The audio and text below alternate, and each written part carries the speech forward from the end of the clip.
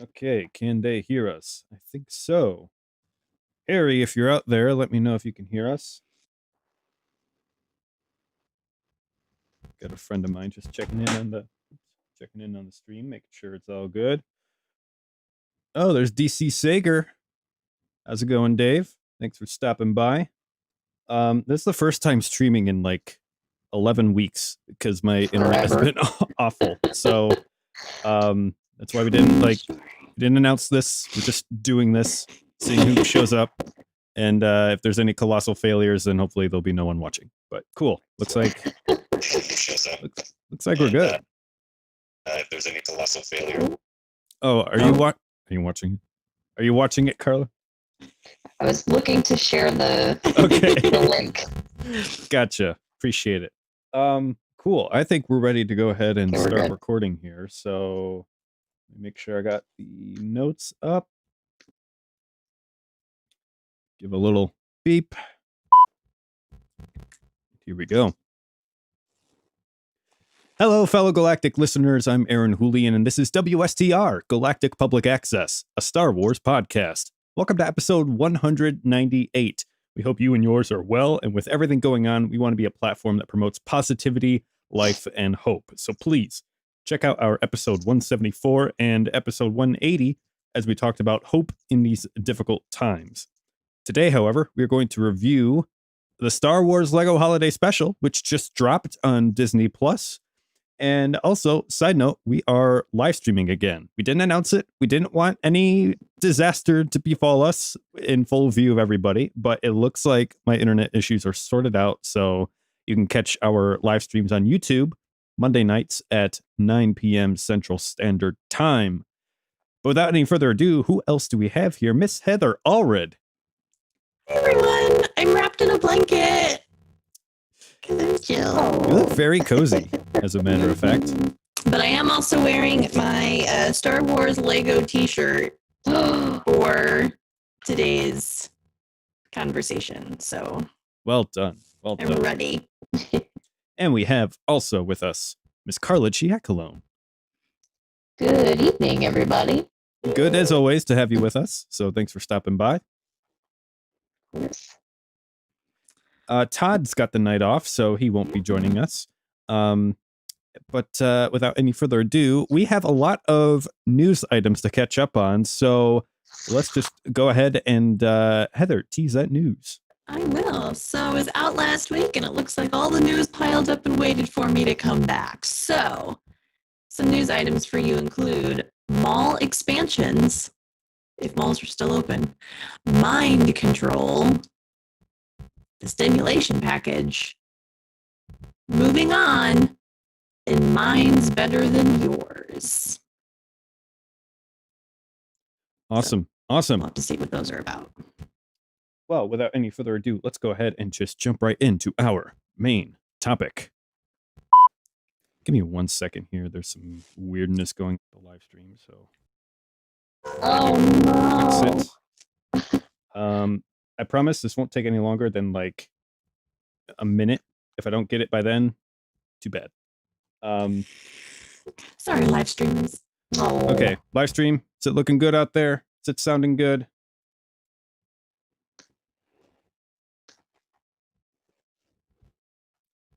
Please let us know. Go ahead and Carla or Heather say something, please. Hello. Is it Can still you hear weird? us? Hello. We have fun things to talk about. Yeah, let me try this right quick. Okay, Heather, Carla, Yeah, say what's something, up? please. We're talking. Yeah. Okay, you're sounding good to me. Great. Seems like it's still weird Hmm. to everybody else. Is it Hans?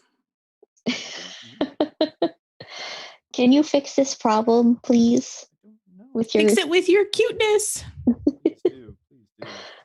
It's Oh, more- he's like okay. Nope. No. Nope. Hard pass. It's hard pass. All right, Heather, say something, please. Yeah, I was just about to find out what's going on with the live stream. Okay. Hop onto According YouTube. to According to OBS, it's sounding good. Everything else that I'm checking, it's sounding good. Oh, they're saying it's fixed. Cool. Awesome. Thank you, Yay. everybody. Not whoop. sure what caused that, but glad to have it fixed. Hope it's not my earbuds, my weird earbuds. No, I think it's stuff I'm routing it through. But okay. Okay. Let's go ahead. Main topic. Okay, so we teased it last week. November 17th, 1978 was the one and only debut of the infamous Star Wars Holiday Special. It was a crazy variety show format in the 70s that George tried to launch into the wild space, tried to just delete it from history, delete it from the archives, never to return. But, of course, it's lived on in bootleg form and then eventually got on the internet, so it is here to stay. You can go back to episode 98 as we reviewed the infamous holiday special. But this week, we're here to talk about another holiday special that dropped November 17th, the Lego Star Wars Holiday Special. All right, so 1 minute overall impressions from the crew. What did you think of the Lego Star Wars Holiday Special? Do you want to go first, Heather? I can go first. Yes. Overall, I thought it was really cute and enjoyable. Yoda in a bowler hat. Palpatine was hysterical. Mm-hmm. And it was nice to see Chewie reunited with his family. Indeed it was. But no, it was a cute, fun little flick. For sure. Carla, any thoughts on it? Yeah, I really enjoyed it. Normally I don't really watch the Lego series that they have for Star Wars, but after watching this, I'm intrigued, and now I might want to watch more of the Lego stuff. But yeah, like Heather said, just super cute, so adorable. The humor was it was great. I love how they gave Palpatine kind of that robot chicken vibe going on. Yeah. But yeah, I thought it was cute. And then how they made all the different connections throughout, which we'll talk about. But I think my favorite part was Max Rebo coming in, jamming out, having a dance party. So yeah, I really liked it. I watched it twice. So good stuff. Awesome. Yeah, it is about what I expected it to be, which I'm happy with that. It's very, very fun, cute, kind of Lego Star Wars-esque humor. If you've played the games like I have, or have any other familiarity with Lego products like this, then the kind of tone you should expect is right on point. And like you said, Carla, I lost my train of thought. That's awful. I remember it now. The Emperor Palpatine very much felt like the robot chicken version of Emperor Palpatine, which I enjoyed very much. It was great. It was a nice little excursion into the Star Wars universe. But yeah, before we get further into it, let's get into the plot. So, what is going on with this holiday special?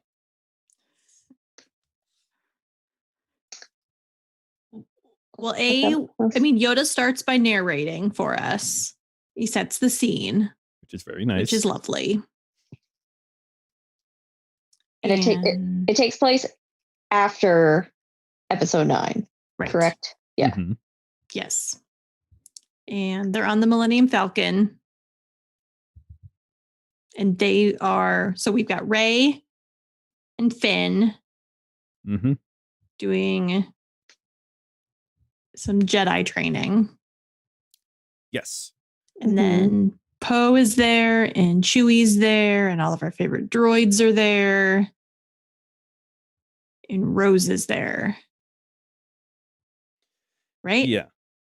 Mm-hmm. And what's funny is Rey is telling Finn, to be a Jedi, you have to learn to let go. And of course he lets go and just swings the lightsaber all over the place.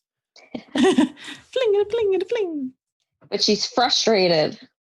Mm-hmm. She is because she feels like she's not being a good teacher to him, or that she's not teaching him the right way to become a Jedi. Mm-hmm. Mm-hmm.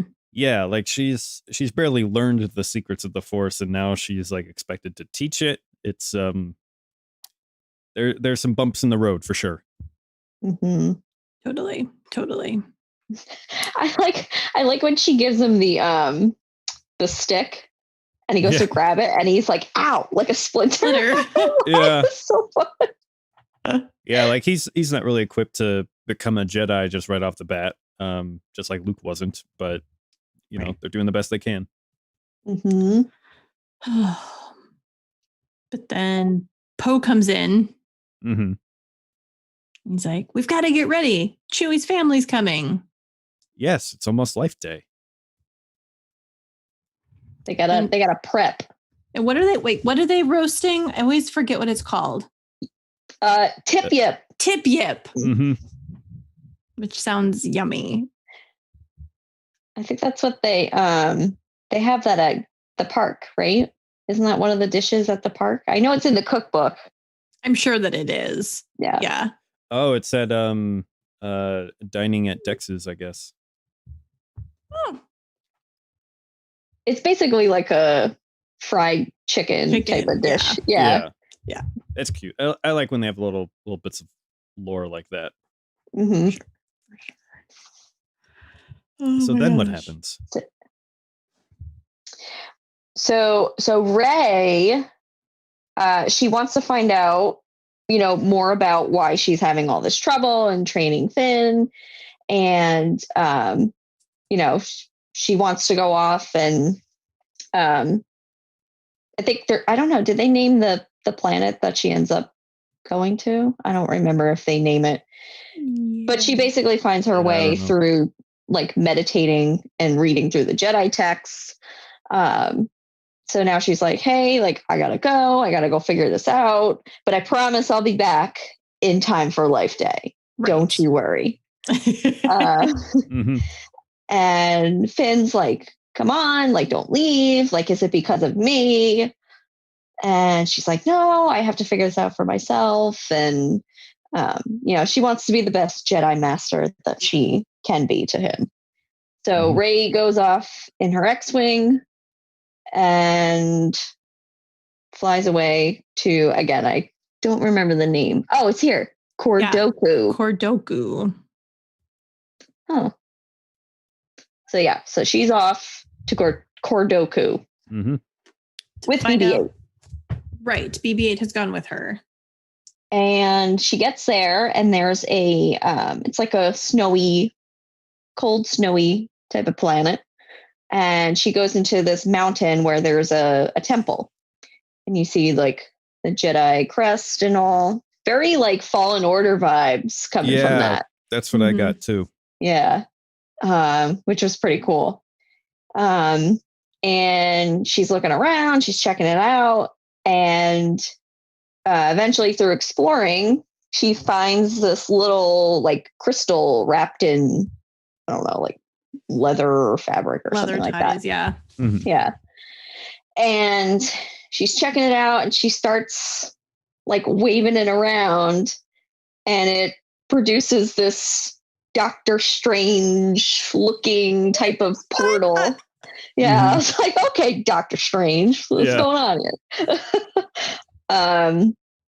So she waves it around and does she accidentally end up going through it? Or she just is like, oh, hey, I don't remember, but she goes through the portal and the first place that she goes back in time to is on Dagobah.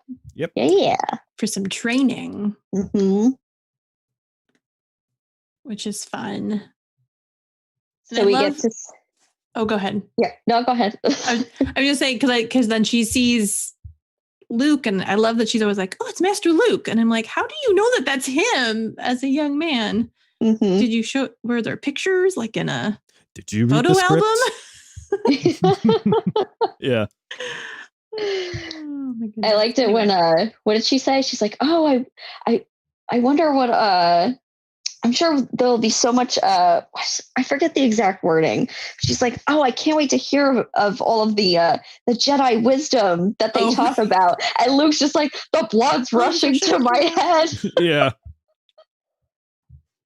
So good. Oh man, that is funny. And then I just love too that Luke is like, "But isn't trying a good thing?" After Yoda's like, "Don't try." Yeah. You're like, There, Jedi's don't receive participation trophies. Yeah. I thought that was pretty funny. Oh my gosh, that was good. So she goes through the whole Dagobah bit. We see the X-wing come out of the water, and then there's a little bit of trouble when BB gets grabbed by the swamp slug, and then she opens the portal again, and they go back to the temple. Mm-hmm. So she realizes, hey, like this is a key to the galaxy's past. Mm-hmm. And she thinks that, through that, maybe she can learn more about the ways of the Force, and it can help her, learn how to become a better master to train Finn. Right. So she's going to go back and watch other Jedi masters train their Padawans and their students. Mm-hmm. BB-8's kind of like, I don't know about that. I don't know if this is a good idea. And he's like, we got to get back. Yeah. I don't know at what point, but I love when he puts his little arm on his hip. Like, we don't have time for this. Mm-hmm. Oh my gosh, too good. So cute. All right. So we've discovered that it's not a good idea, but she does it anyway. So where does she go next? So the next place is, we're back. We are on the Trade Federation ship. Yep. She ends up under the table where Obi-Wan and Qui-Gon are. I got those mixed up. I don't know if that was like a long sequence there. No, she's just kind of dropping in. Yep. And then she ends up going to Obi-Wan and Anakin when they're in the elevator. Right. Mm-hmm. From episode 2. That was a good one. Yeah. I don't think they sensed me. Yeah. They totally did. And they totally did. Oh my gosh. And, but then there was a lot. Yeah. Then she goes to the Death Star during the Battle of Yavin. Right. So they like land in Luke's cockpit, like interrupting him as he's trying to, aim the cannon. So Luke just like pushes her out of the way and does what he does. Oh my gosh. Use the Force. Yeah. And so then they leave. And then Han comes back. Mm-hmm. Right. Yep. He interrupts just like he does in the movie, which lets Skywalker escape. Yep. And then like basically right when that ends, she just goes back in time. And then she comes back to the temple, and then we cut back to Poe preparing for the party. Yeah. This is when we get the invasion of porgs. Can't not have those porgs. Yep. So decorations. Oh, and then Poe is cooking the tip-yip with the engine. Yeah, that was pretty funny. Exhaust pipe situations. And he burns it. Yes. But Dio's there to extinguish it, which is kind of funny out of his little nose. It definitely felt like they were kind of crossing over Christmas and Thanksgiving for Life Day. Mm-hmm. Because it's kind of like cooking the turkey for the big party. But yeah, pretty funny to see that go wrong. For sure. But then we go back to Rey on Kordoku, and BB-8 actually wants to go home, but Rey wants to keep going, see what she can learn about Jedi through time and space. And so this is when we first see Emperor Palpatine. And we're on Death Star 2. Yeah. And And they're going back and forth on naming the thing. But the Emperor's like, no. Death Star 2 is perfectly fine. Yes. doesn't Vader say, like, oh, what about Star Killer Base? Yeah. Palpatine's like, that's the stupidest name I've ever heard. Yeah, I thought they were kind of, tongue in cheek talking about Star Killer Base in episode 9 as far as being derivative. But yeah, it was a neat little reference there. Excellent. And then we can't forget that Vader gives the Emperor a mug for Life Day. Right, because when she travels back to it, it's on Life Day. Yes. Which I don't know if that implies that every time she travels to another place, it's also on Life Day. I don't know. That'd be pretty weird. But right? Yeah, it's That's a thought. Interesting. I feel like a lot of different, depending on the date, I guess a lot of different events would have to like be worked around to have that work. But could be. You never know. But anyway, so they leave the Death Star. Yes. Sorry, distracted. Emperor throws his mug through the portal that they're traveling through. And so the Emperor, he's pretty interested to see where this goes. So he sends Lord Vader through the portal to investigate. And so Darth Vader follows Rey and BB-8 home. Oops. That's not good. So then Chewbacca's family shows up at the Millennium Falcon. Yep. Mm-hmm. And it's mass chaos. It is. Grandpa Wookiee is he's trying to eat a porg. He defrosts a frozen droid. Rose is just trying to keep order, and it's not happening. It's a disaster. It's all just so they actually send out a distress signal. Ooh. I love that they kept the same family characters from the original. Yeah, I mean, holiday special. Like, it wasn't just random Wookiee Legos. Like, they actually brought in like Grandpa and right, Lumpy. Yeah, that was that's kind of what I thought they would do. Maybe they'd throw that away or bring in new characters, but no, they brought them back. So that was a neat little wink if you've seen the original holiday special. Yes. But then back on Cordoku, Vader is trying to fight with Rey over the crystal that she has. Mm-hmm. He figures out what the device or what the crystal is and what it does. And so he's fighting for this, and he's asking Rey if she's a Jedi, and then they're both sucked into a portal, and they end up at Echo Base during the Battle of Hoth. And we see when it's the moment when Lord Vader comes in to the base, and he's got a squad of snowtroopers. Mm-hmm. And he runs into himself.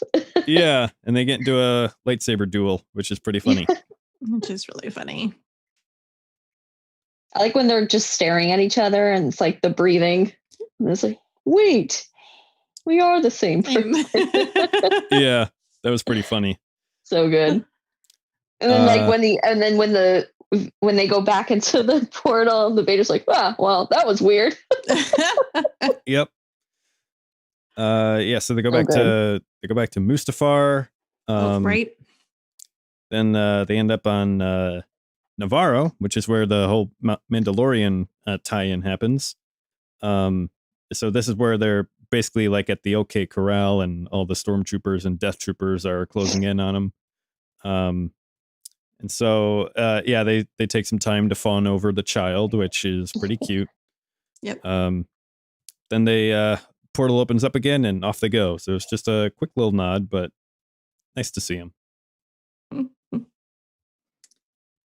So at this point, we're like bouncing around. Yeah. To different It's very It's kind of very like quick. it's very fast paced. Right. Yeah. Yep, Yeah. they go to the pod race on Boonta Eve, which maybe supports my theory of it being on Life Day throughout each event. I don't know much about Boonta Eve, but it sounds pretty close to Christmas Eve, so we'll go with it. Then they go back to Okay. Felucia during the Clone Wars. And the pod racers kind of follow through in the portals. Then they get sucked through on a First Order Star Destroyer.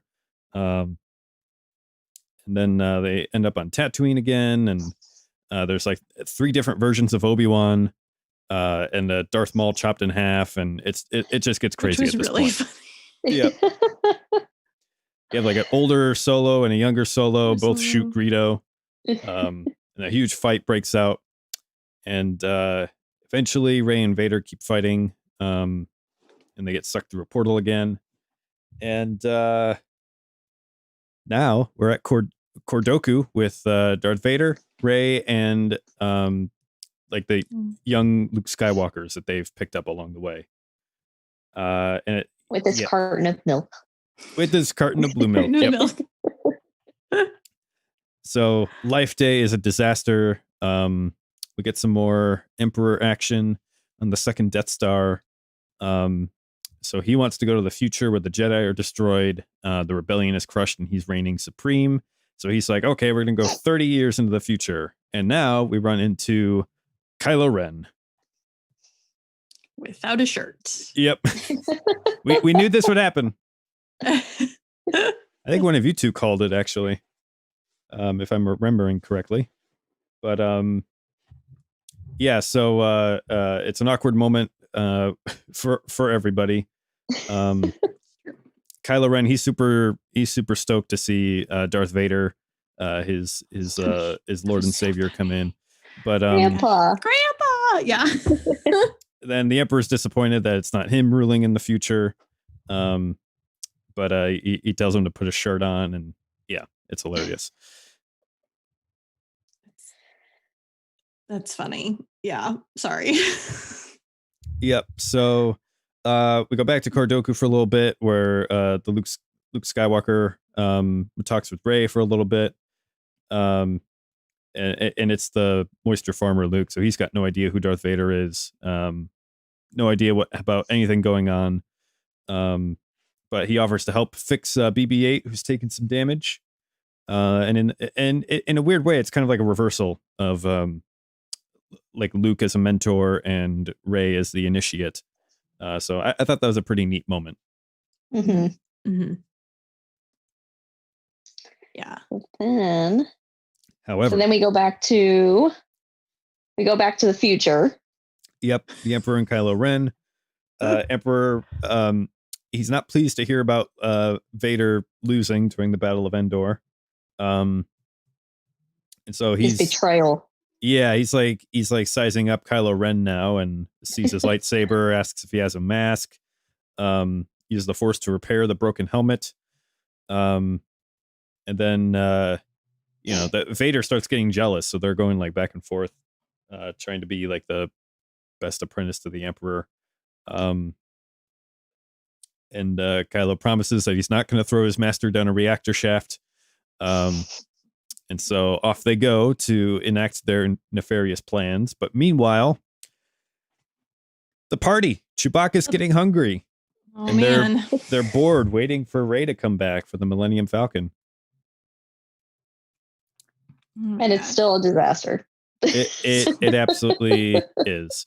And they drop a little prequel reference here. They're asking if it's the biggest disaster since Jar Jar Binks' Galactic Senate speech, which I thought was pretty hilarious. I do like how it pokes fun at itself. I think that's the best part of the humor. Totally. Yeah, it's certainly self-aware, which maybe we could save this for Cantina Chat, but the Animaniacs just rebooted. They came back since like 1998.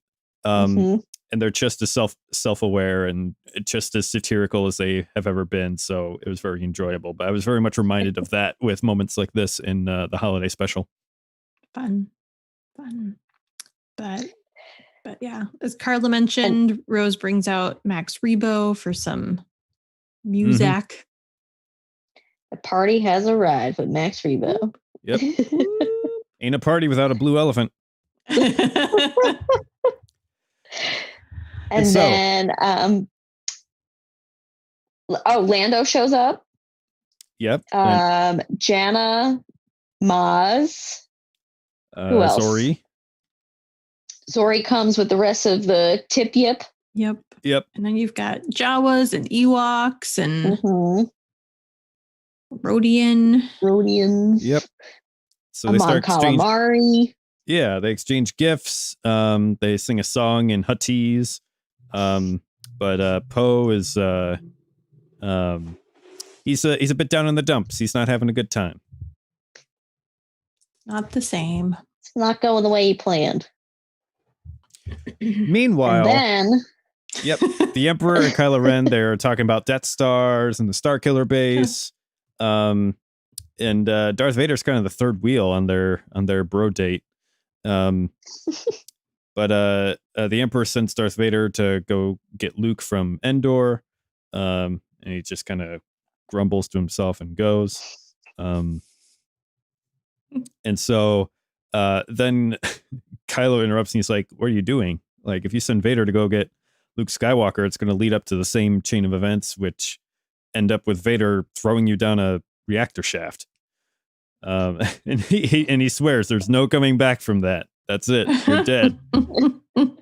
But the Emperor's just like, don't worry about it. Darth Vader's not my apprentice anymore. I like you better. And then we go back to Kordoku with Rey. Mm-hmm. And who shows up? She's feeling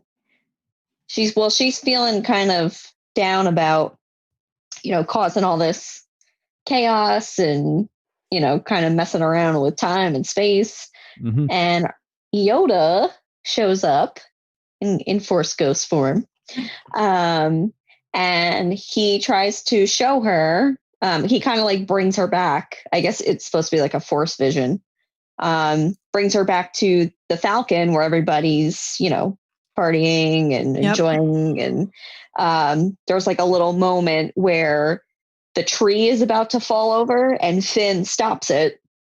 And he's like, "Oh, Rey taught me that. She's a great teacher." Mm-hmm. And I think Rose is like, "Yep, exactly. Yep."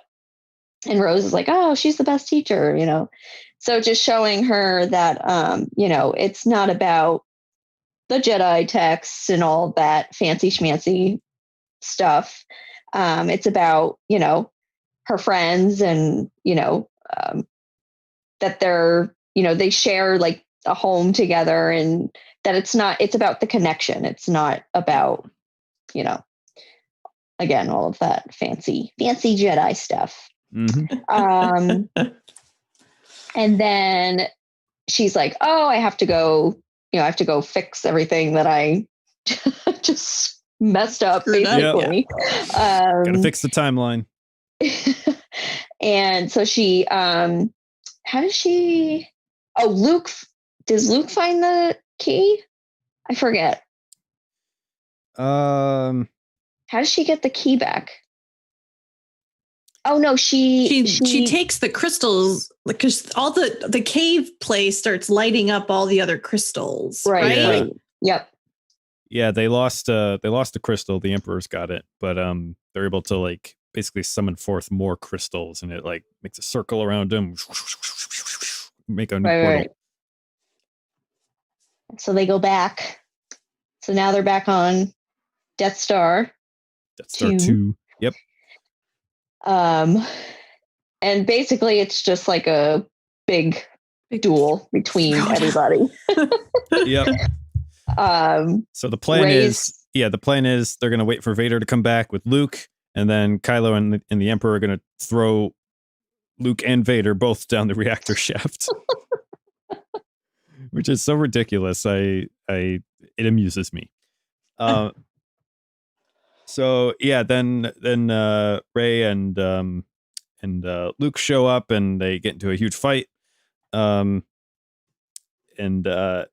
yeah, so it involves hurling a carton of blue milk at Kylo, which that's a new sentence that has never been uttered before. But BB-8 helps, and the Emperor's trying to get the upper hand.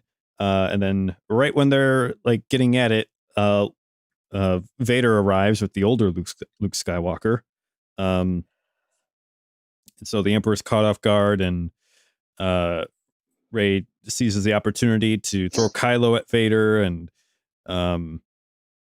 basically just more fighting ensues.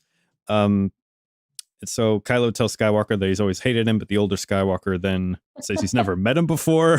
So it's a weird crossing of time streams. Yes. Then the Emperor's like, okay, time to put an end to this, and he shoots a bunch of Force lightning. And then Kylo wants to rule the galaxy with Rey, but just then BB-8 finds the key and flings it to Rey, who uses it to send Kylo Ren back to his ship. His helmet breaks again, and he, of course, throws a temper tantrum by destroying the room with the lightsaber, and General Hux is like, oh, bedtime, and just sneaks out of the room.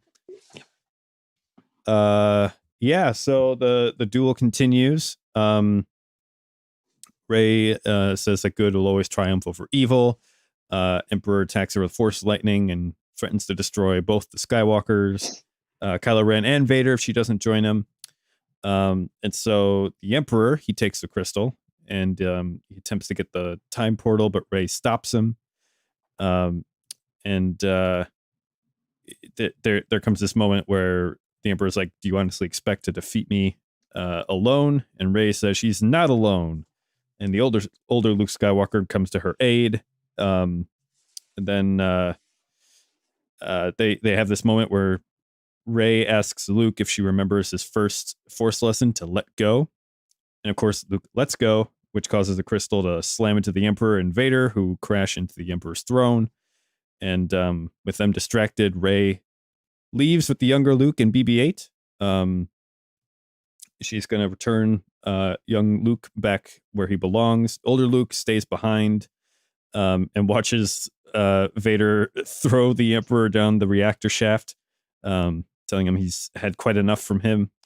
And he also throws the mug down and tells him happy life day, like something out of Die Hard or something. Yeah.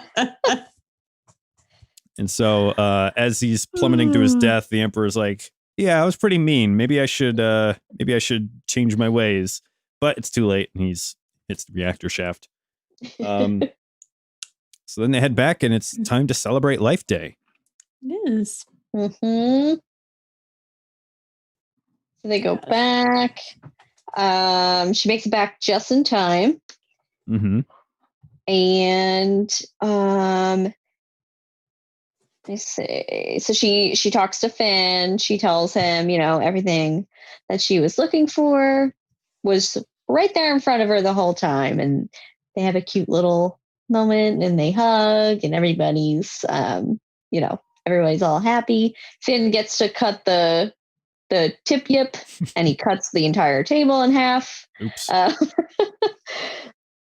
And then it's a Life Day miracle, and it starts snowing on Kashyyyk.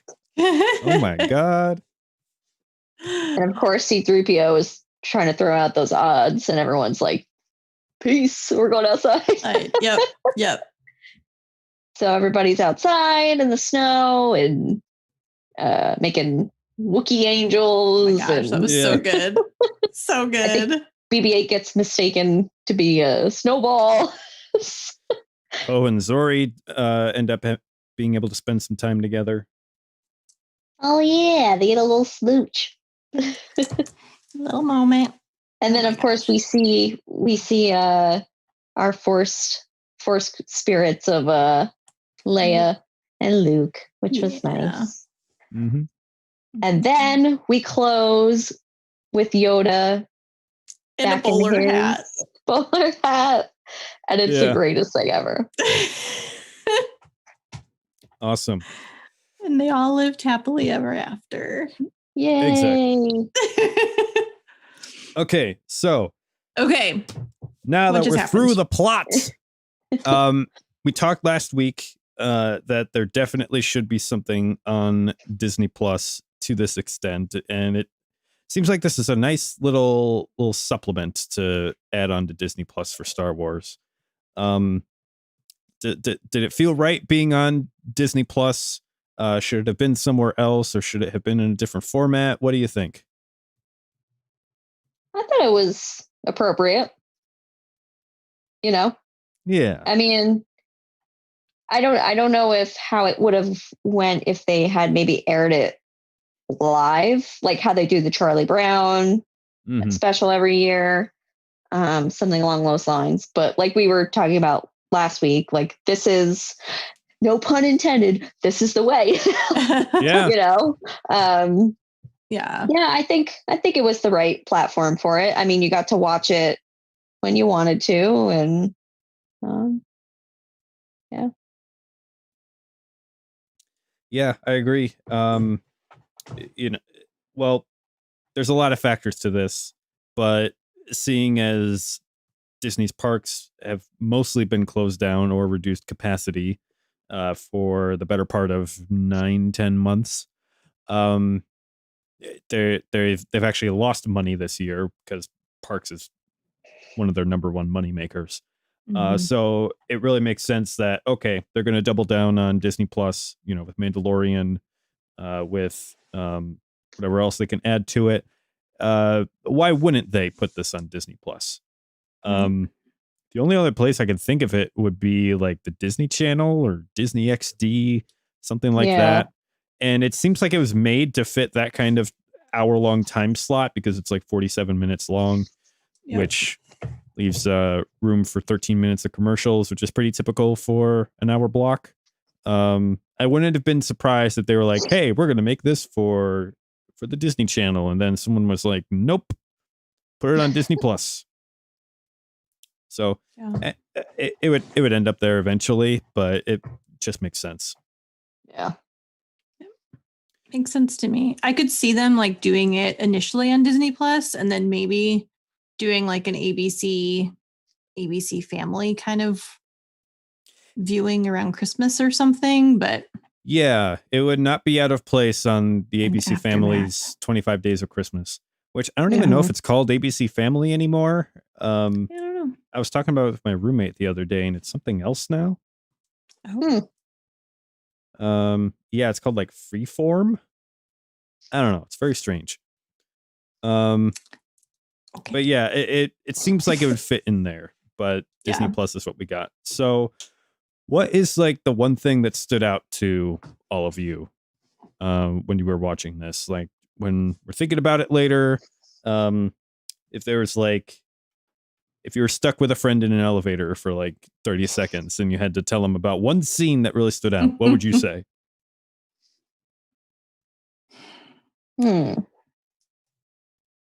I guess I'm going to steal a little bit of what Carla had said at one point. Is that it just doesn't take itself seriously, like it is making fun of itself. Yeah. Which I think then is what makes it basically enjoyable. I mean, you have a gold robot doing the robot. I mean, that's funny, Mm-hmm. you know. And you just to have, Vader versus Vader and no, I'm the Vader. And then you get your snow troopers like, so what's the protocol for this? Like they're legit taking this seriously as part of their job. What do we do? And so I think it's for me, that's what it is they don't take themselves seriously. So you can have these moments that you're like, oh no, they're just trying to live. I don't know that guy. But Yeah. that they have this long, intense history and well, that's actually your dad, but we haven't gotten there yet. And For sure. Yeah, I'd have to say definitely the dynamic between Kylo Ren and the Emperor was what made it for me. I thought it was hilarious, and the fact that like Vader is jealous and he has to go off, and they end up scheming behind his back. It felt very Sith like. on maybe on like a simplistic level, but it works for Lego Star Wars. I just love that back and forth dynamic that they had. So that's what stood out most for me.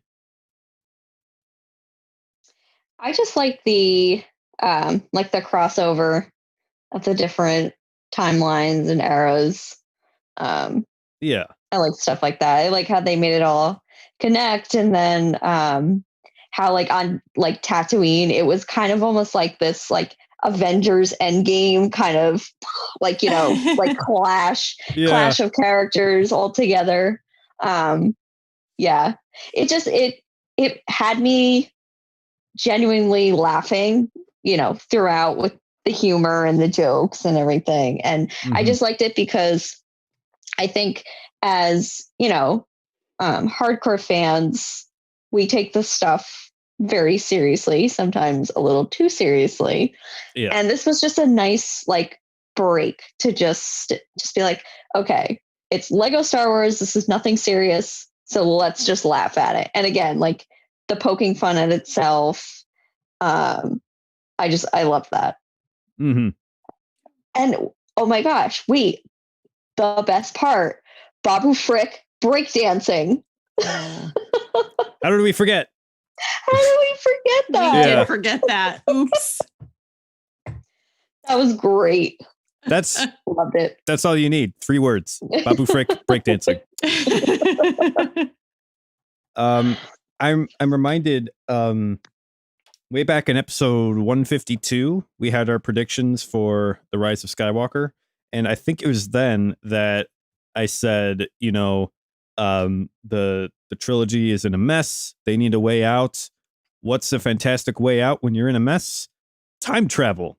And I predicted that there would be some weird time travel element going on, dealing with alternate timelines, and it would basically be like a huge, glorious mess that they could finish out the trilogy strong with. Turns out they didn't do that, but they may have been saving that concept for the Lego Holiday Special. And honestly, that's a pretty good use for it because, like you said, it's Lego Star Wars. You don't have to take it so seriously. And if you want to, drag a bunch of different characters from different timelines into different key moments and events, you could do that, and no one's really going to care because it's Lego Star Wars. So I'm glad that they had fun with it. Especially because kids, when you play with Legos, you don't, depending on the kid, I'm sure you play with all of them together. It's not, I can only play with this, original trilogy ones versus exactly play with your Legos. And I might be misremembering, but I believe a few episodes back we had like there's an article interviewing one of the directors, I think, behind the Star Wars Holiday Special. Yes. Lego Star Wars Holiday Special.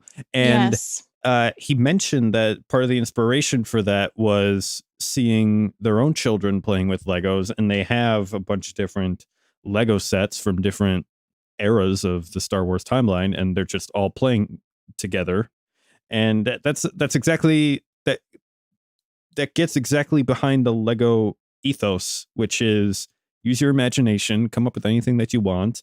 And if you want a bunch of these timelines crossing over, then go for it. Do it.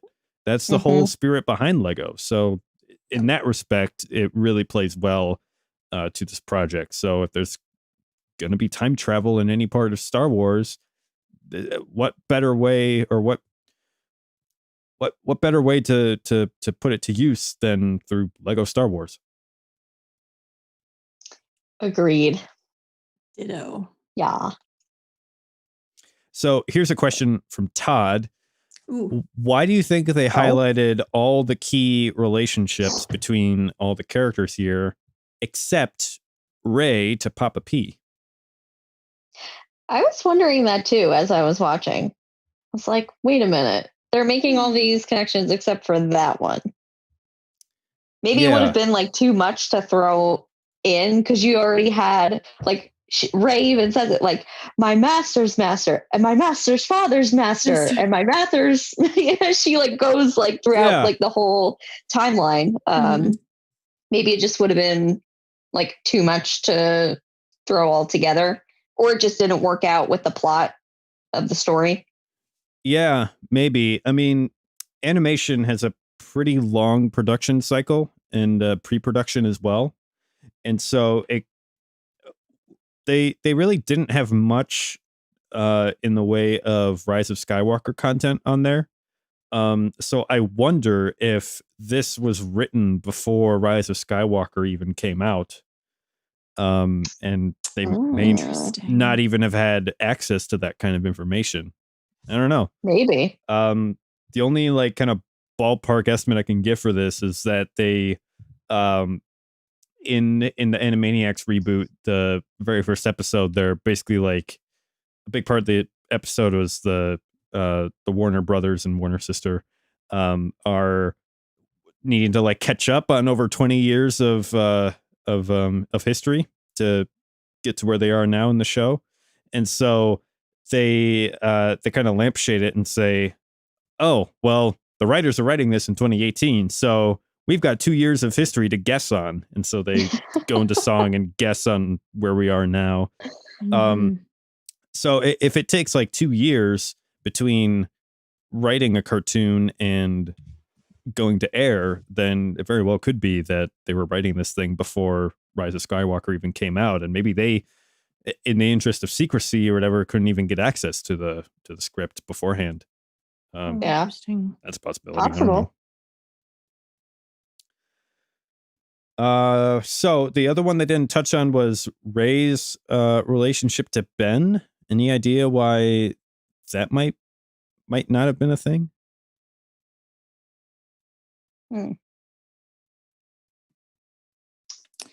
It could be the subject line had nothing to do with that connection because that's not what Ray was focused on. Yeah. I mean, she's trying to like learn from all the examples of Jedi throughout history, time and Right. space. So, maybe it's just there's too much going on that they couldn't really focus on it that much. Yeah. Who knows? Todd, Yeah. if you're out there, like, let us know if you have any thoughts. Right. Because yeah, that is an interesting question. Another question that he put forward, why did my. it take the holiday special to spell out that Finn wants to be a Jedi? Like they teased it in The Rise of Skywalker, but never showed it. So why are we just learning about it now? Good question. Actually, we have enough evidence that they were able to see the Rise of Skywalker script, or at least something, because we have like Babu Frick is in there, Zori, Yeah. Oh yeah. Exegol. Exegol. So yeah, that puts that theory in the tank. But why, Lego Star Wars? Why would you not give us Rey and Papa P? Like you were sitting on that. Why wouldn't you? That's why I was thinking maybe it just would have been like too much to throw into like the plot of what was going on. Yeah. I mean, I Maybe the same thing with Ray and Ben too. Yeah, that's fair. I thought they would have at least like thrown in a joke or something about it, but I don't know. You can't have everything in a story, so maybe that just was too involved to get into. Didn't make the cut. Yeah, either didn't make the cut. Maybe if you want to put your tinfoil hat on, like someone at Disney was like, "Don't mention it. We're not getting into it. Just don't." I don't know.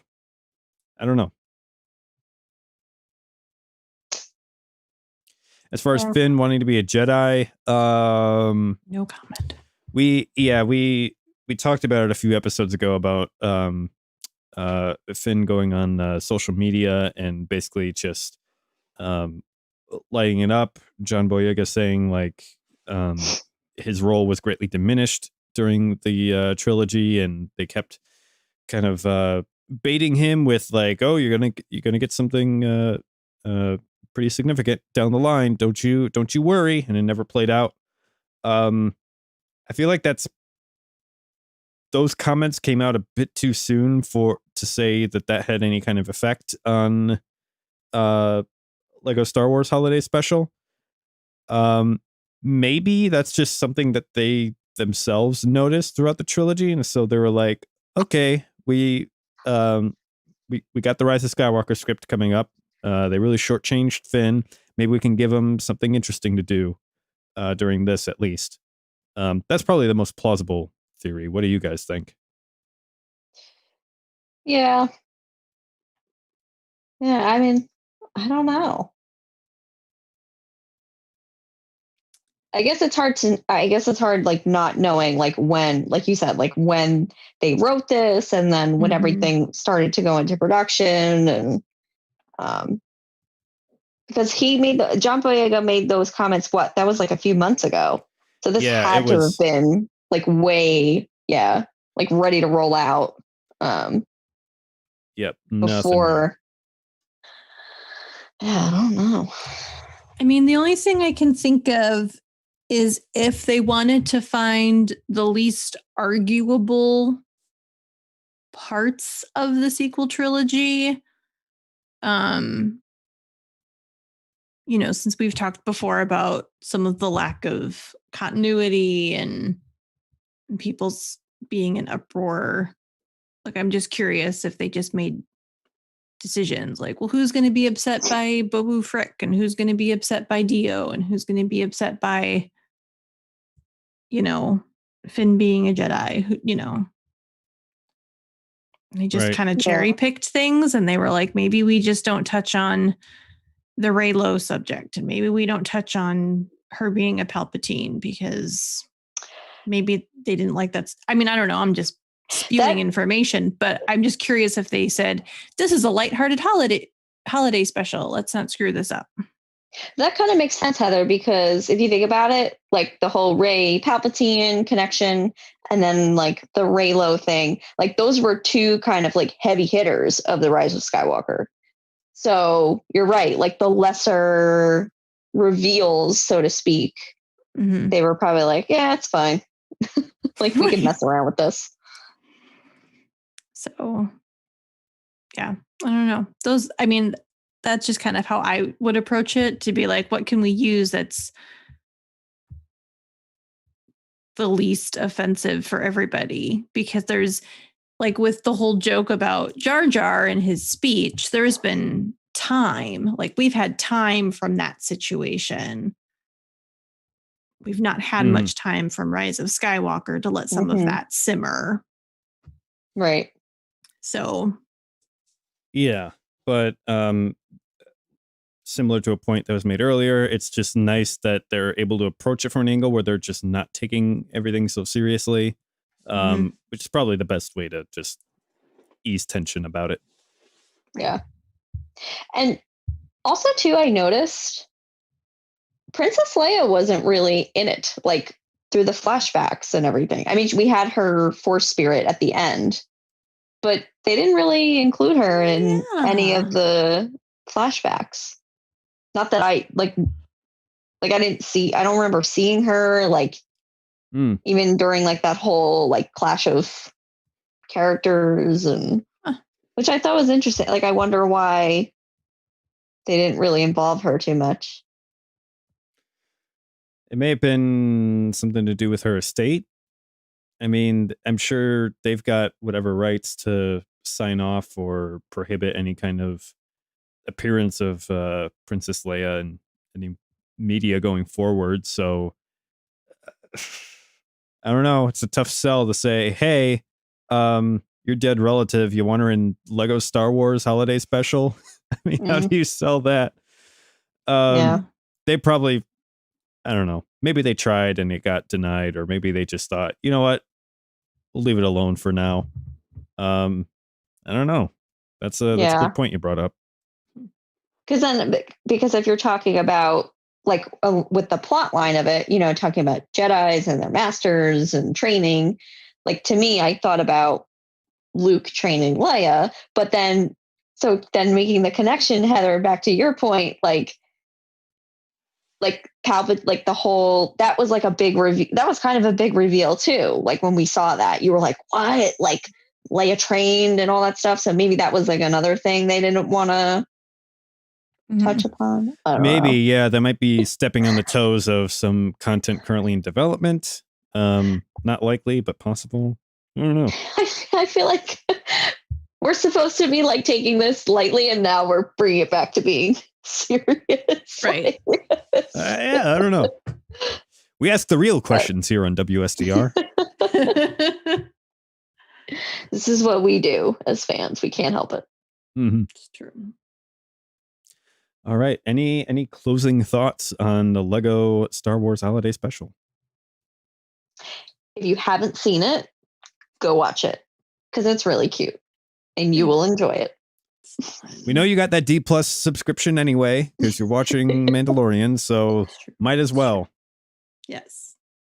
Yeah. It's a good, fun flick. It's got really fun little moments of just tip of the hats to that moment or that, scene and certain characters and Yeah. I think learning it's the meaning of Life Day. So I think it's a nice new tradition to have now at this time of year. Like I know next year I'll be like, gonna watch the Lego holiday special. yes. Yep. And it's better than the original Christmas specials. So That's true. That's true. That's That's for really sure. losing. that's a low bar to clear, but boy howdy they cleared it. It's All been right. redeemed. Awesome. Okay. We got more episode for you, so don't Oh go my gosh. away, but we got to pay some bills.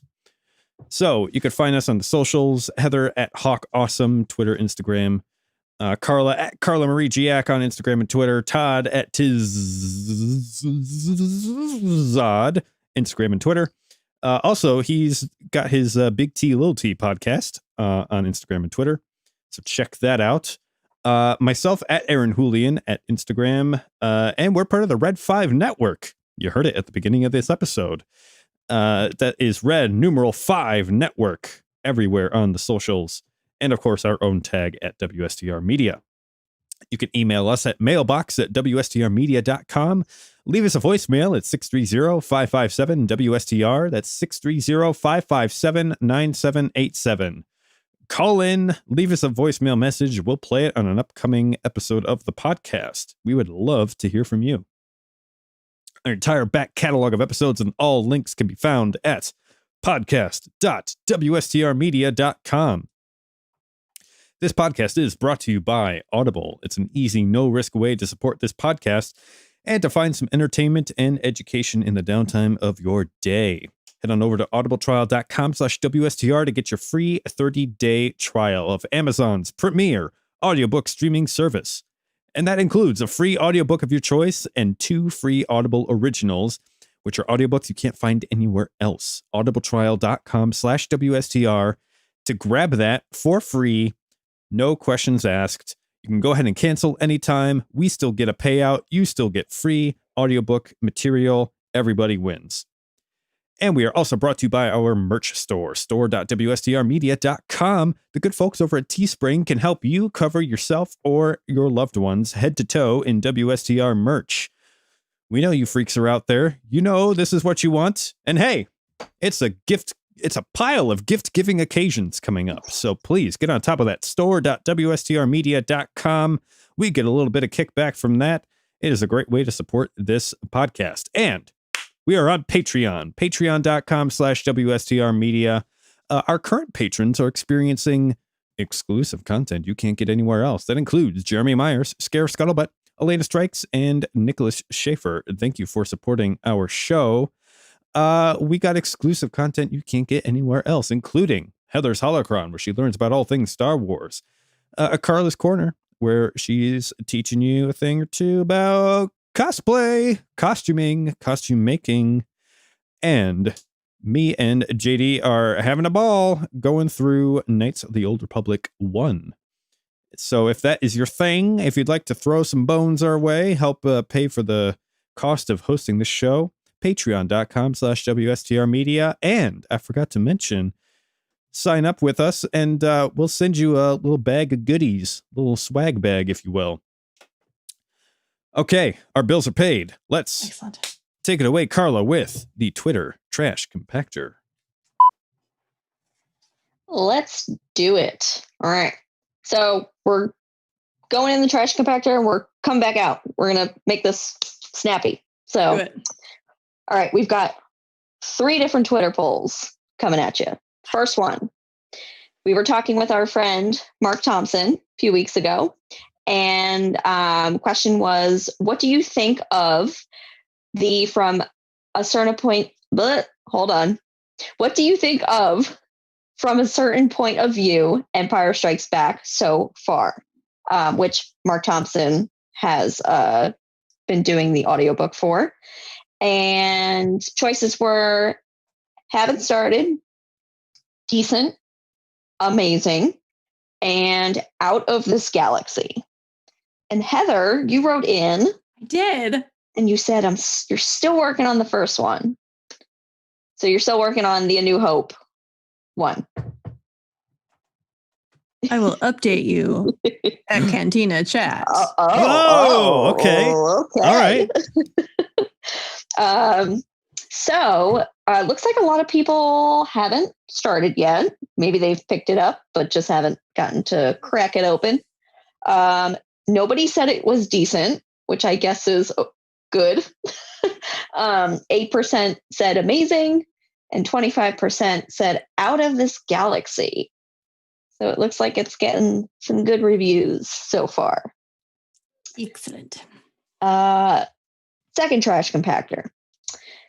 This comes from us talking with our friend Danny from Kessel Run Weekly. And we're going way back, chapter 9 of The Mandalorian. Mm-hmm. What is your favorite part of chapter 9? Write-ins are welcomed. And the choices were space wrestling, Cobb Vanth, Crate Dragon, or, spoiler alert if you haven't watched it already, Boba Fett. I mean, if you haven't watched it yet already, I can't help you there. But True story. True story. 3% said space wrestling, 52% said Cobb Vanth, 21% said Crate Dragon, and 24% said Boba Fett. I'm a little surprised with that one. I thought Boba would have gotten a little more of the votes. Yeah, that would have been my guess for the winner, but I guess not. Cobb stole the show. He was pretty cool. It was a good character for sure. Yeah. Yeah. It was like justified in space. Ah. It was just You're not wrong, Aaron. Yep. And final trash compactor here was from last week. We talked with our friend Sean, who is the Mr. C Tech, and we were discussing the future of Disney Plus and streaming and what's the new norm for films and TV shows going forward. And we asked, is Disney Plus the future for Star Wars content?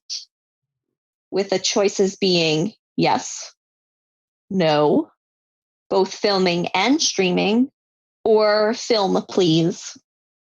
And it looks like majority have ruled both film and streaming. So it looks like we're thinking we'll be sharing the load. 33% said yes. 0%, nobody said no. Obviously. 11% said film, please. So there's still some people out there who are thinking the movies are going to be, sticking around. Yeah.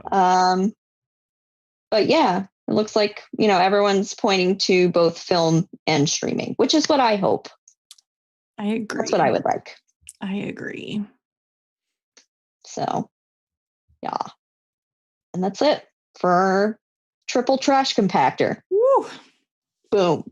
It was a lot of trash, guys. It's a lot of trash, but good trash. Right. All right. It's out. It's being picked up. We are got a clean slate for next week, or at least till whenever Todd comes up with a new poll. So. All right. Well, shall I provide some news of Yes, the please. week. Let's do it. Okay. All right. Gizmodo.com headlines George Lucas's plans for his Star Wars sequels were more familiar than you think. Okay. For the most part, George has stayed fairly quiet about his own future plans for Star Wars before selling off Lucasfilm in the franchise to Disney. We had teases here and there, but in this new interview, Lucas lifted the lid even further on what could have been. And while there are some surprises, there's not all that, have been left behind. So, All right. let's see here. Let me use my computer. So I had planned for the first trilogy to be about a father, the second to be about the son, and the third trilogy to be about the daughter and grandchildren. Episodes 7, 8, and 9 would take ideas from what happened after the Iraq War, Lucas says in the Star Wars archives. Okay, you fought the war, you killed everybody. Now what are you going to do? Rebuilding afterwards is harder than starting a rebellion or fighting the war. When you win the war, you disband the opposing army. What do they do? So these are just some of his comments about what he'd be looking to do. So he continues on to say, but the Imperial remnant Lucas described would have been the main threat of the new trilogy. Their fight would have created a power vacuum that allowed the long simmering power base of Star Wars criminal underworld, an idea Lucas had been fascinated with, would have risen to confront our heroes and the remnant alike, led by a familiar face, Darth Maul. Interesting. It's a fairly lengthy article. I don't feel like I need to read all of it. You can go to Gizmodo and take a look at this. Obviously, we see Maul, his appearance in Solo, things of that nature. But as you sort of look through this article, it's fairly interesting at some of the things that he states. Lucas concludes about Leia and what her role from Senator, the Chancellor, that she ended up being the chosen one, and what does that look like? So, very interesting. Any quick comments on George and his plans and what we've seen? It seems like they kept a lot of it. Obviously not everything, but maybe like after this article, someone at Disney is like furiously scribbling notes and like, okay, that's good, keep it. So who knows? But it's interesting that they wouldn't take his suggestions right after the deal, but it seems like they kind of used a lot of those ideas anyway, which right. Man, I don't know if that says more about George Lucas or about Hollywood.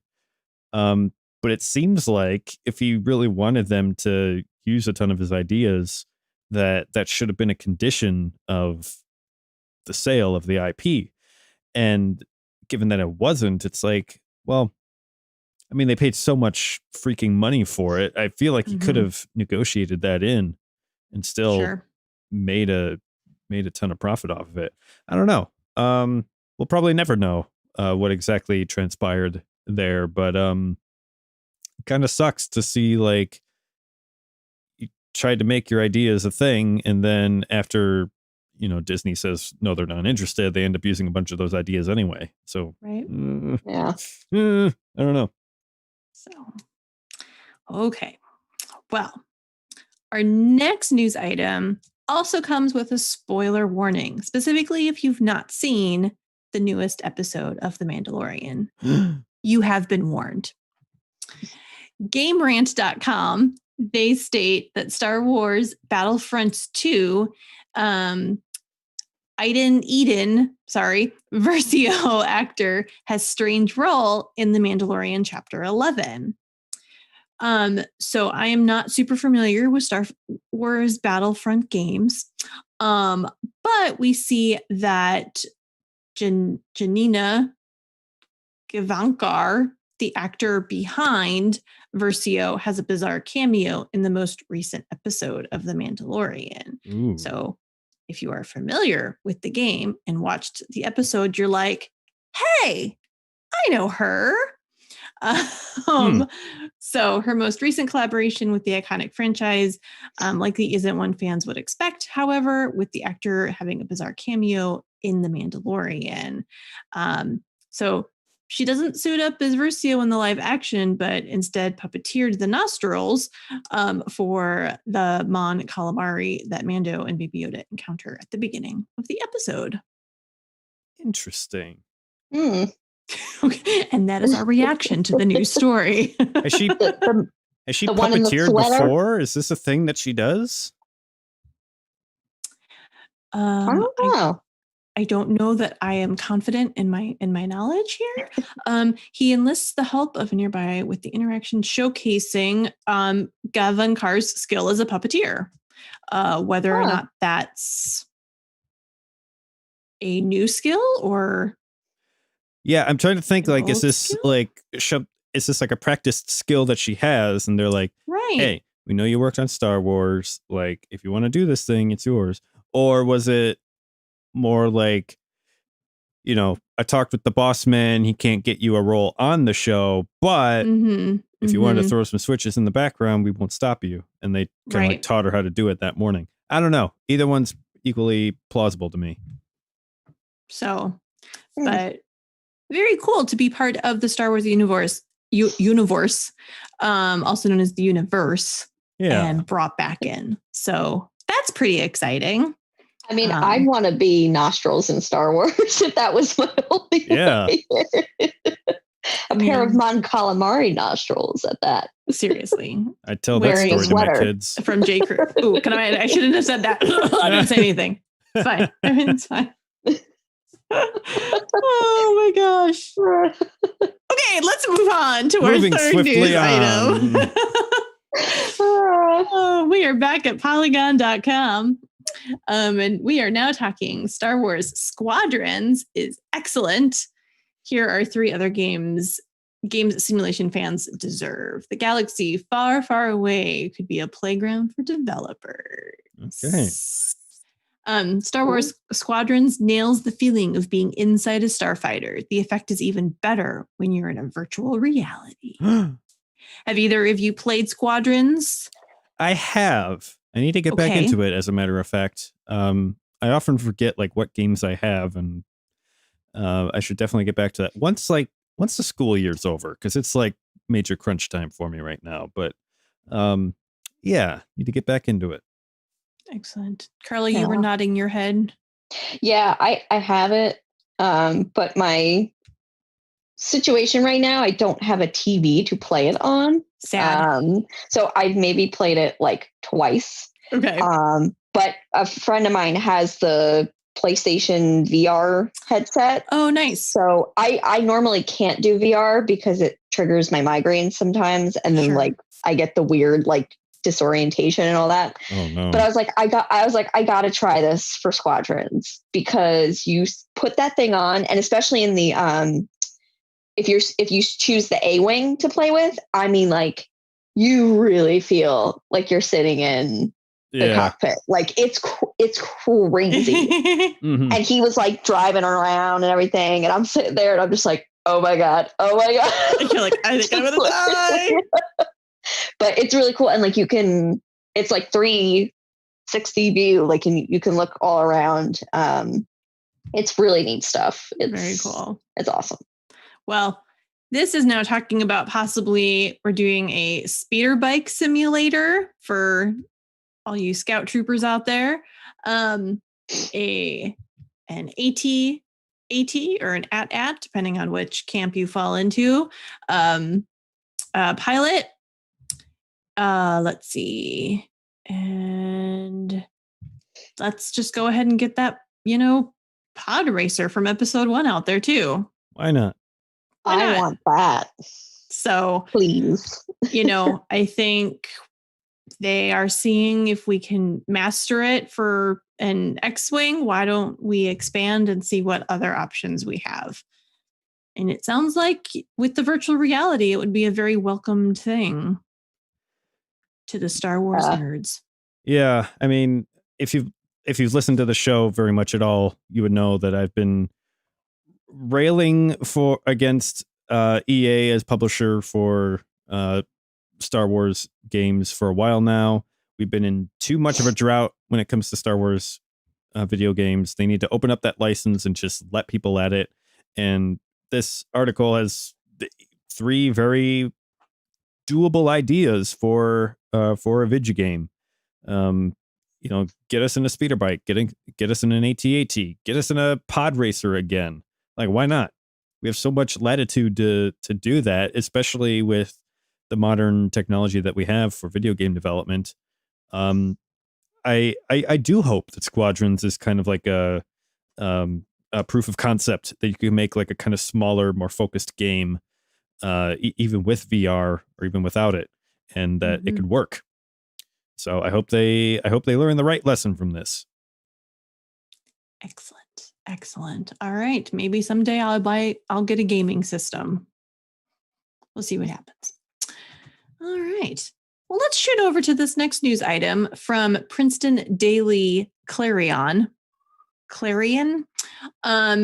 Zack Snyder is a huge Star Wars fan, but fears that the franchise has, quote, moved on from him. What? It's a big statement. What? I know, right? All right. So he's a huge fan, but he isn't sure he'd be a good fit for the franchise. The Man of Steel director was the subject of speculation about potentially helming a standalone movie in 2013. And while he still has interest in Star Wars, he isn't sure how he'd fit in. The reason why I started making movies when I was 11 years old was because of Star Wars. For sure, it has been a huge influence on me and really got me into the mythic path with the Joseph Campbellian take of archetypes and storytelling. I have interest in Star Wars. I don't think I have a story written now. I don't know how I'd fit into the Star Wars universe. I don't know what it is. It's interesting.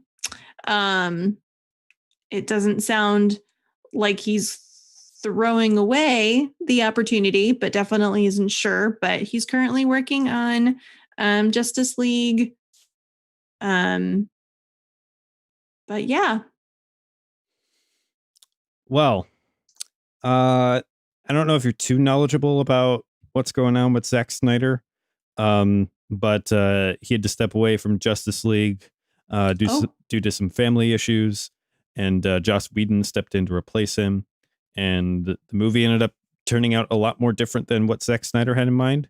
So he got the funding from somewhere. I'm not exactly sure how it played out to do like a recut of Justice League that's going to be released on HBO Max.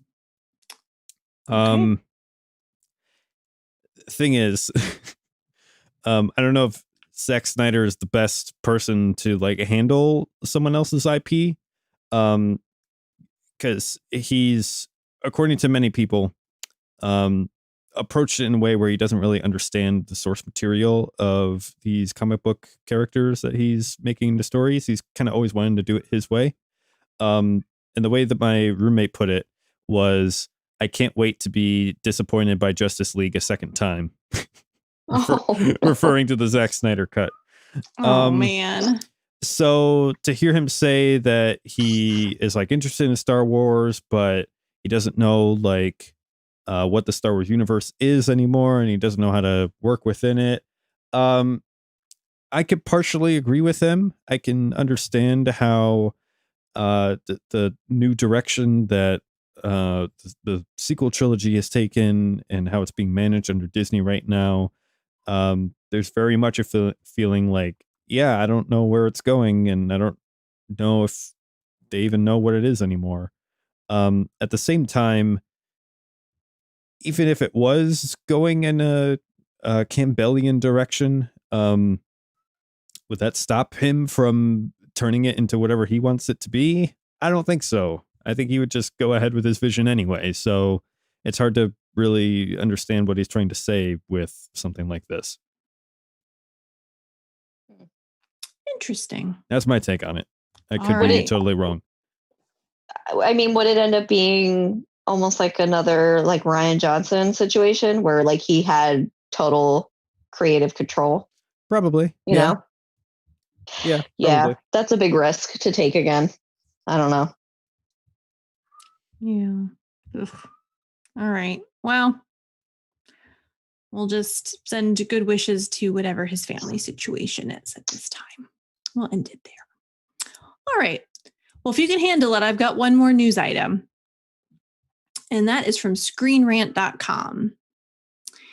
And it states, is Star Wars Beskar steel stronger than Marvel's vibranium? Okay. Start putting your science caps on, kids. Science. So the Mandalorian, he wears a suit made of nearly indestructible Beskar steel forged by the Mandalorian armorers. The armor enables him to basically shrug off blaster fire, even at close range. It's highly sought after by thieves and mercenaries, which is not a word I can say today. Beskar is a highly prized substance in the Star Wars universe and considered a valuable commodity. But is it as strong as the vibranium produced in Black Panther's Kingdom of Wakanda? It's an interesting question. Both types of metal have distinctive properties that make them valuable in their respective universes. In order to answer this, we've got to take a closer look. Let's take a closer look. I just clicked a button and sorry. Oh, good.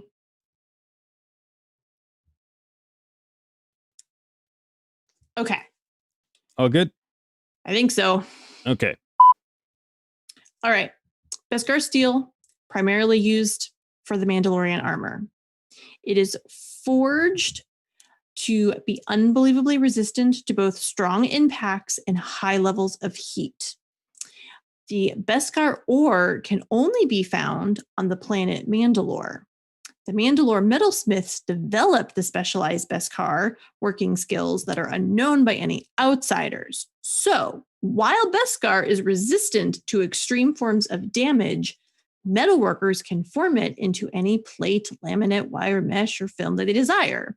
So metalworkers also amplify the strength of Beskar during the forging process, making it even more damage resistant. It's a lot of information, guys. Stay with me. Looking right, good I'm for with you. Beskar so far. Right, so far so good. Yeah. So obviously, due to its scarcity and durability, it's basically a hot commodity. It's traded like gold. Its worth is difficult to determine. So let's just, it ain't cheap. A lot of credits. A lot of credits. Despite, though, its strength, Beskar can be weakened. The Mandalorian mentioned that his armor had lost its integrity. Once it was paid with a tremendous amount of Beskar, however, the Mandalorian armor created an entire new suit for the armorer, created a new suit for him that seems virtually indestructible. So he's done a lot of fighting, but somehow it's all looking still bright and shiny. All right. Vibranium is a well-known rare metal mined in the African nation of Wakanda. Although other forms exist, the Wakandan vibranium is a virtually indestructible alloy that can absorb enormous amounts of kinetic energy. This energy is then stored within the molecular bonds of the metal and dissipated. As a result, armor and weapons forged with I'm saying it too much. Vibranium can take tremendous impacts without damaging either the metal or the person wielding the armor or weapons. So beyond absorbing that kinetic energy and storing it, the vibranium can also release large amounts of stored up energy. The metal has other useful properties, including its ability to emit radiation that can promote beneficial mutations in flora or fauna. This has produced the heart-shaped herb that granted superhuman abilities to Wakanda's line of Black Panther warriors. It may also be able to enhance mythical energies, making it a highly desired commodity valued at, get this, $10,000 per gram. Ooh. Whoa. So once again, save your pennies. Yep. So,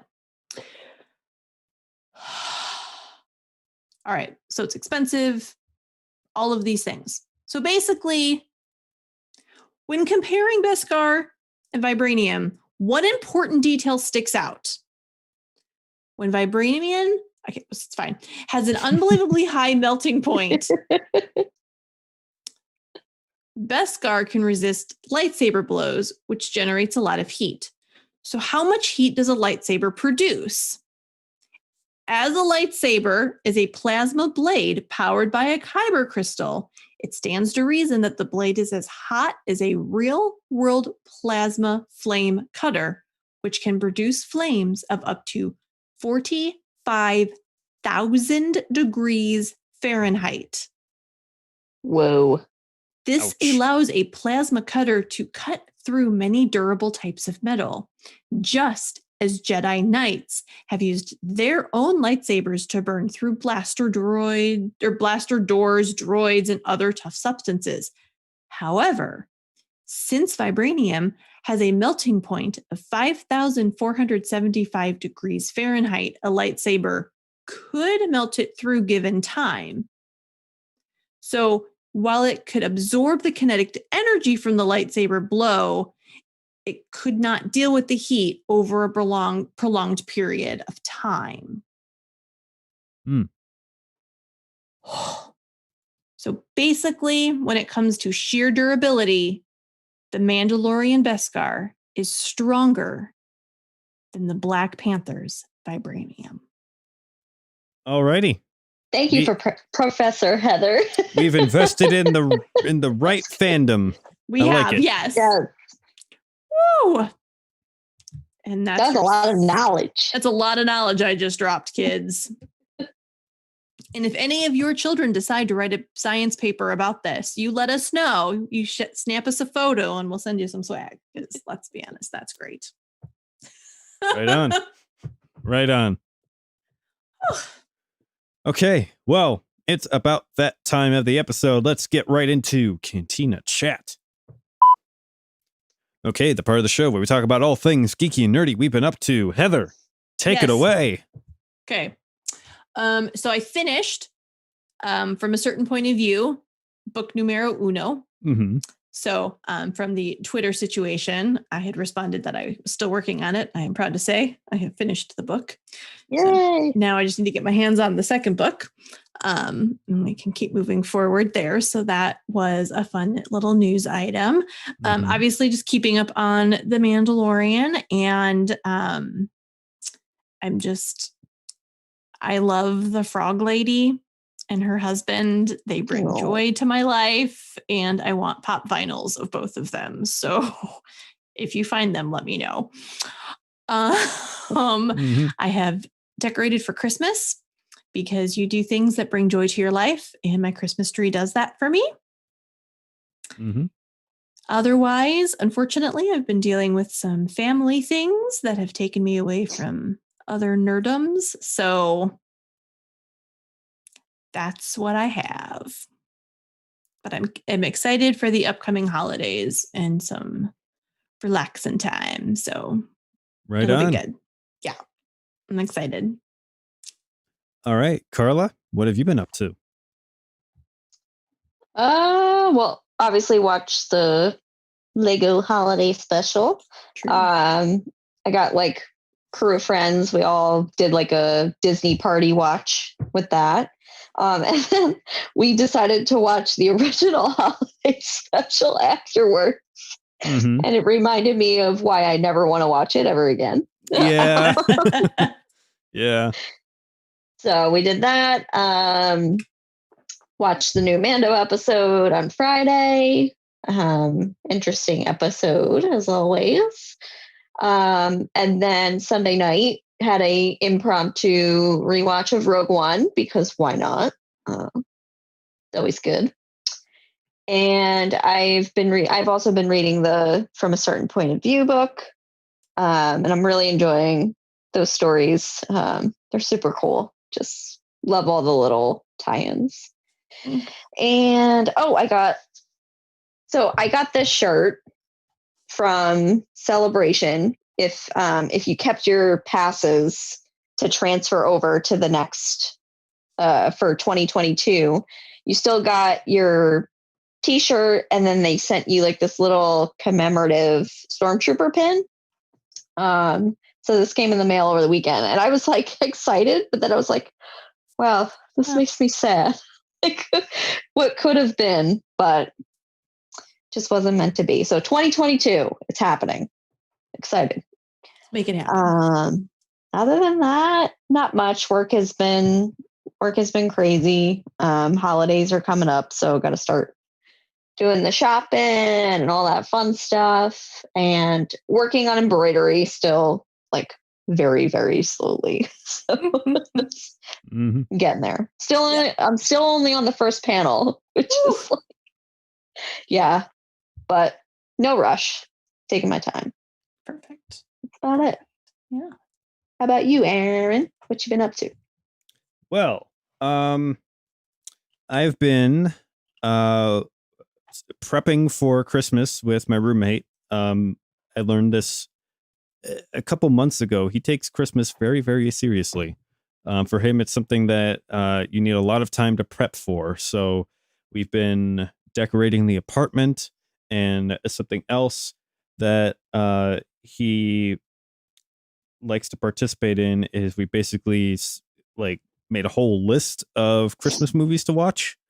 However, our neighbors below us, one of them, she's not really all that into Christmas. She's a bit of a Scrooge. So what he's been trying to find is like Christmas adjacent movies. And that is movies that have Christmas in them, but are not about Christmas. And there's more than you would think. Last week we watched LA Confidential, which is like a noir crime thriller, which includes a pretty significant event around Christmas time. And then the week prior to that, we watched Edward Scissorhands, which people tend to forget. It takes place like during Christmas, or at least a good portion of the story. So, yeah, that's kind of what I've been up to with that. Of course, more D&D than I can shake a stick at. My players for my Star Wars game that I DM, they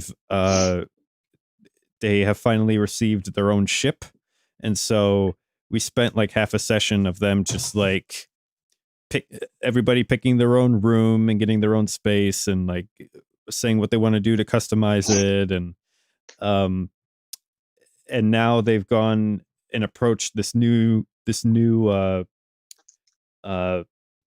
star system, which I've now got to populate with different planets and different scenarios on each planet, and it's a lot of fun to think about. It's a lot of work too, so I'm trying not to like prep too much and trying not to go crazy from it, but it's pretty fun, so I've been enjoying that.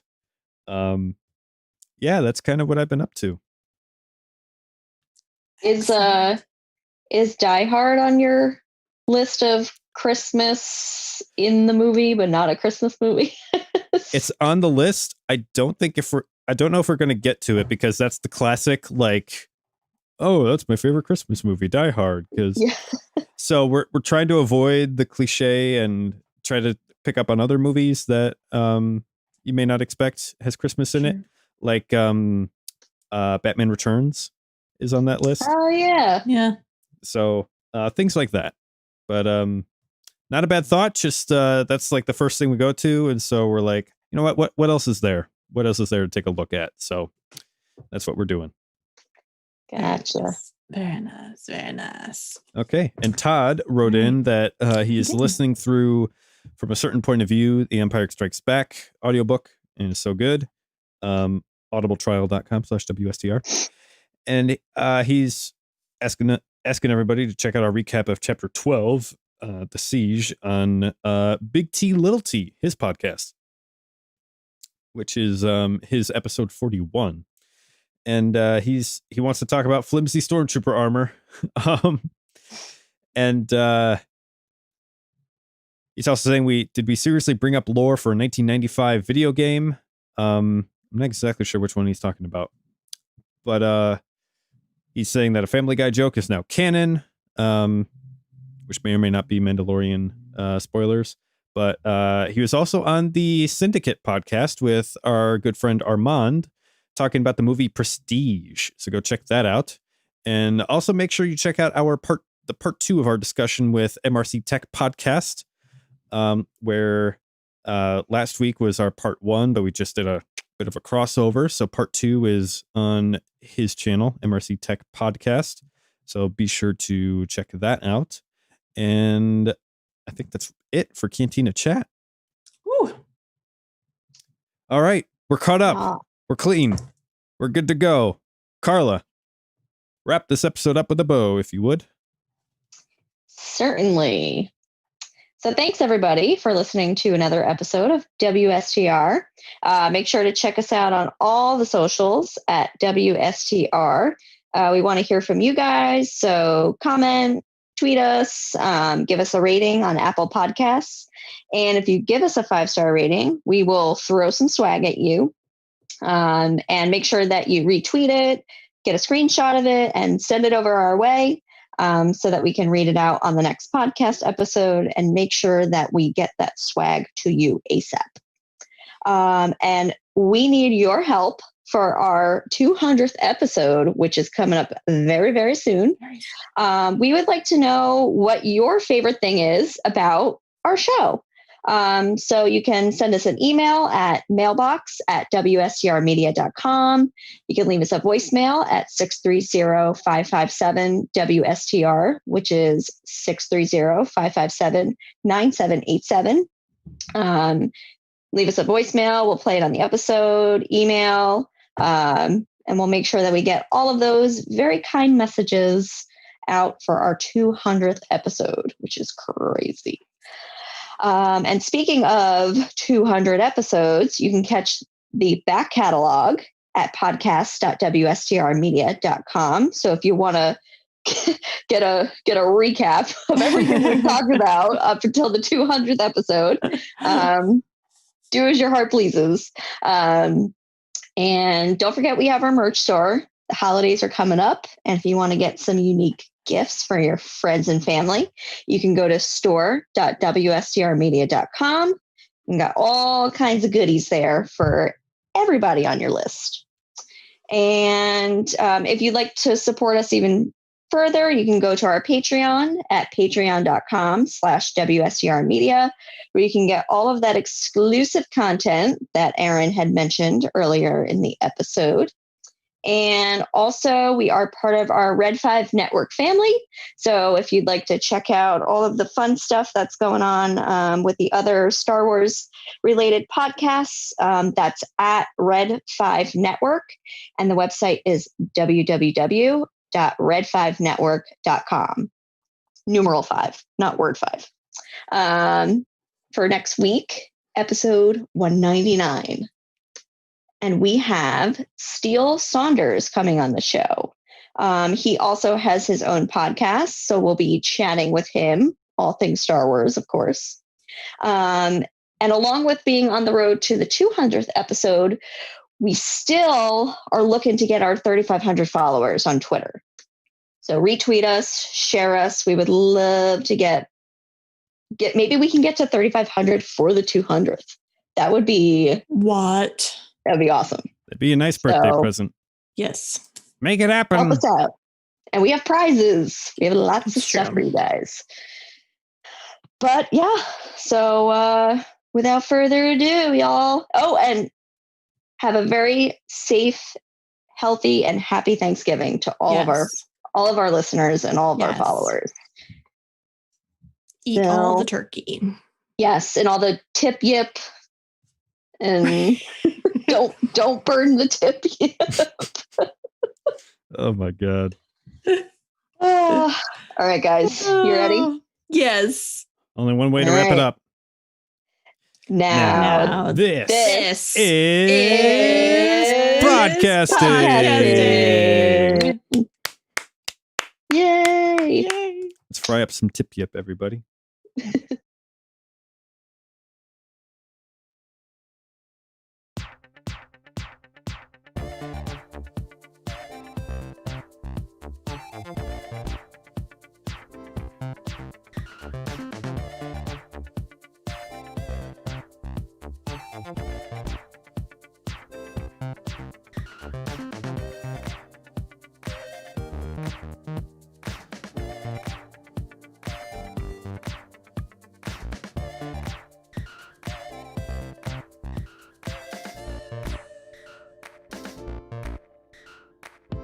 Every bit has its time. Too many pieces to keep over. With every shape and design that won't fit in. Match the best of your peers. If you can make it through the summer, forget the paint on the walls, the dizzying view. There's barely the room.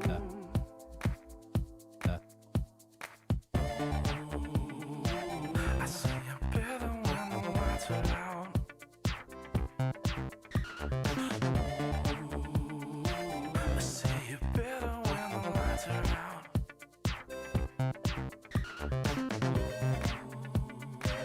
Just give a second and I'll figure it out. Yes, I will. 'Cause practice is over. Click, stop, damn the pen sticks. So we don't know how to keep this thing on rolling out. We would chant and curse so it wouldn't begin. Find a space on the floor. Tape down the edges of your waistcoat. Remember the words, the lighting cues. It's all up to you.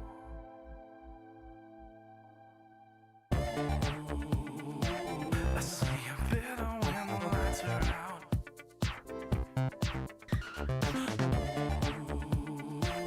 I see you better when the lights are out.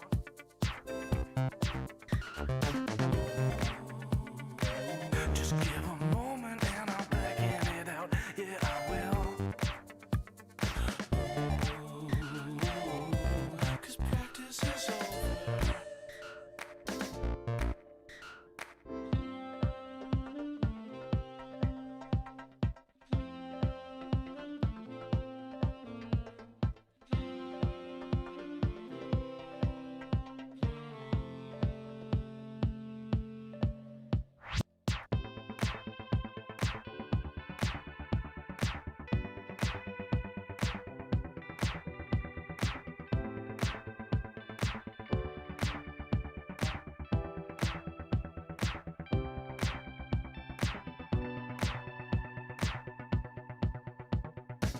I see